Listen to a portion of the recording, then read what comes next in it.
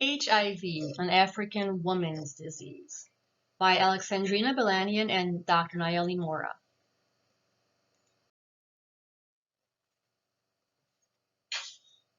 HIV and AIDS continue to be serious health problems. Globally, about 1.7 million new cases of HIV were recorded in 2018, and 37.9 million people were living with HIV or AIDS. East and Southern Africa, which is also called Sub-Saharan Africa, is the most affected area. 1.1 million of the new infections are there, and 25.7 million people are living with HIV/AIDS. In 2018, 770,000 people died from AIDS, and 35 million have now died worldwide since the epidemic began in the early 1980s. Here we have stats from 2019 from UNAIDS. Of the 19.6 million adults with HIV in 2018, more than 60% of them were female. And those aged 15 to 24 made up 26% of the new infections, despite being only about 10% of the population. The attitudes and beliefs about HIV in South Africa, for example, are deeply rooted in apartheid-era policies when the government allegedly used biologic weapons and female sterilization to reduce the country's black population. Consequently, men in South Africa and nearby countries developed illness representations. These focused on genocidal beliefs, such as HIV was invented by white people to kill black people, and that antiretroviral drugs make people sicker. In this way, African men have distanced themselves from responsibility for transmitting HIV. However, an increasing number of women in South Africa are beginning to hold men responsible for infecting them instead of the government. In sub-Saharan Africa, prevalence of adult HIV infection is 7% among 20.6 million people, compared with only half a percentage for all of North America, which had 1.5 million cases combined.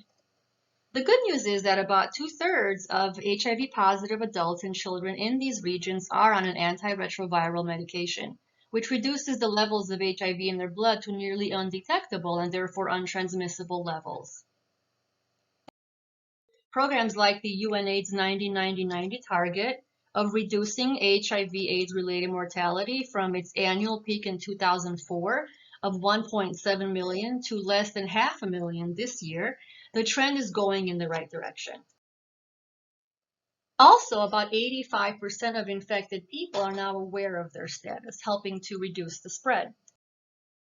We know that HIV is not only a problem in some demographics, though there are key populations being disproportionately affected, such as sex workers and their clients. Nearly 80% of infections occur in the rest of the population. The most affected are women, and married women are more at risk because they often contract HIV from their husbands who become clients of the female sex workers, or they have extramarital affairs. Another issue making the epidemic worse is the stigma that still surrounds getting tested for HIV. And in small African villages, everyone comes to know who goes in for testing. In many parts of the world, even the suspicion of having HIV can mean the difference between life and death, or at best for married women being abandoned by their husbands. Because most of the labor force remains male in much of the world, however, this leaves many women with no means to support themselves. And these are some of the reasons why being able to self-test at home is so important. And most parts of the world have or will implement self-testing policies. Regarding testing, men fear getting tested because they are socialized to provide for their families. And being known for having HIV could make working very difficult. As a result, many men as well as women avoid getting tested, and many pass HIV on without knowing it. As we can see here, more African women than men tested positive for HIV last year. But of course, that cannot account for the number of women and men who did not get tested. Young women are also less aware of HIV than young men. For example, in Kenya, where knowledge of HIV prevention among young people is relatively high, 64% of young men are aware of HIV compared with only 57% of young women. And in some countries, only 4% of young women are aware of HIV. 4 out of 5 new infections of HIV are in girls and adolescents, and AIDS-related illnesses are the leading global cause of death for girls and women aged 15 to 49. Compounding the problem is that many women are not allowed to make decisions about their own health, and in countries where they must get legal consent from their husbands for getting tested for HIV, it becomes extraordinarily difficult to do so. Because most African women are married before the age of 18 and are not educated beyond primary school, these culturally imposed testing barriers persist. Furthermore, using any kind of contraceptive is often forbidden or considered immoral in this area of the world. Only about 25% of urban and 16% of rural girls and women who are married have access to modern STD barrier methods such as condoms. In most countries, too few people report using condoms, with young women less likely than young men to use them or carry them. And these low levels of condom use may be due in part to age restrictions on buying them. Domestic violence is another risk factor for girls and women, and those who experience violence from their husbands or male partners are 50% more likely to contract HIV. Also, high levels of transactional sex and age-disparate relationships in many countries there increase young women's vulnerability to getting infected. Many young women see having an older, financially stable sexual partner as a social status symbol. And studies from Zimbabwe and Uganda with their male-favoring patterns of marriage have shown that young women with husbands 16 or more years older than them were 3 times more likely to get infected with HIV. These women often also have less decision-making power over their own bodies and in the household overall. Because many women are married as girls and forced to have children, their ability to get an education and enter the workforce is nearly non-existent, and their natal families cannot or will not take them back home. Using health and nutrition population data from the World Bank, we see here that all of the double-digit prevalence countries for HIV are in Eastern and Southern Africa. In our study last year, Dr. Mora and I focused on 6 Southern African countries for which HIV data were available from the demographic and health surveys. We wanted to see how cultural factors that women impact the risk of HIV infection in this endemic area. So essentially, the 19th century marital laws still restrict women's access to and inheritance of marital assets in this area, limiting their power to negotiate safe sex with their infected husbands.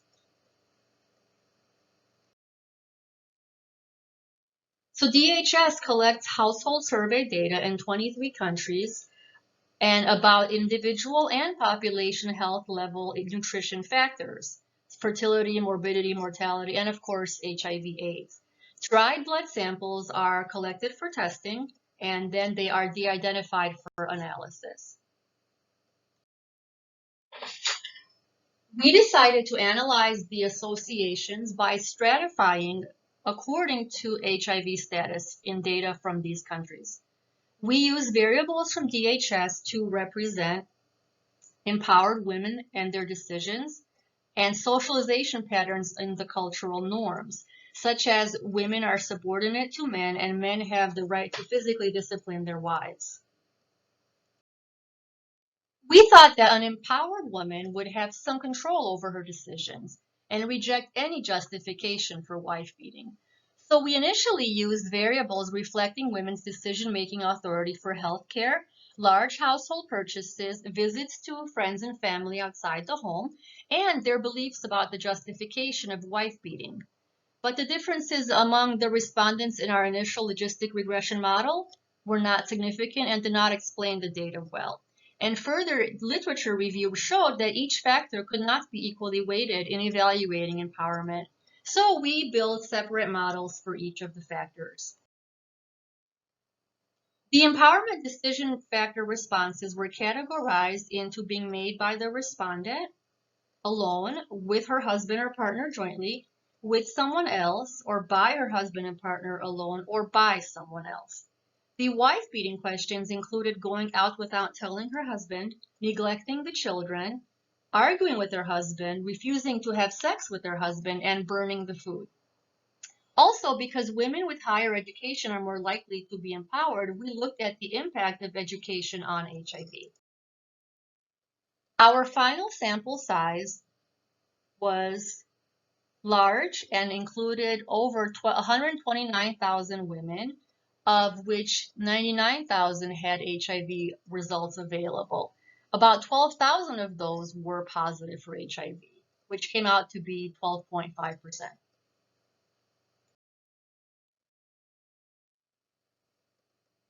We found that HIV positivity goes up with age and is more prevalent in rural women and those who were married previously. In addition, HIV positivity was higher in women who were Christian, poor, uninsured, less educated, and currently working outside the home. We also found that the lowest prevalence of HIV was in Zimbabwe at 8.7%, and the highest in Lesotho at 23.9%. South Africa typically has the highest prevalence, but came in second here at 19%. This heat map also shows the areas with the least to most concentrated prevalence of HIV in Southern Africa. The results of our initial model, again, did not explain our data well. The association between the composite empowerment variable and HIV positivity had a crude odds ratio of 1.075 and adjusted OR of 1.135, which were non-significant. The adjusted OR for education beyond primary school, however, was significant at 1.275, but this seemed counterintuitive because we thought education would be a protective factor against HIV. So we analyzed each of the component empowerment factors separately. We found that women without decision-making authority for large household purchases like furniture, appliances, vehicles, had nearly 1.8 times the odds of HIV in the crude model and 1.5 times after adjusting for potential confounding. So our final model retained only the significant empowerment factors, which were healthcare decision-making authority, wife-beating justification, and the authority for making large household purchases. So our OR of 1.6 showed that authority in making large household purchases was the top factor driving the increased odds of HIV. We also did subgroup analysis by level of education and saw that it basically made no difference.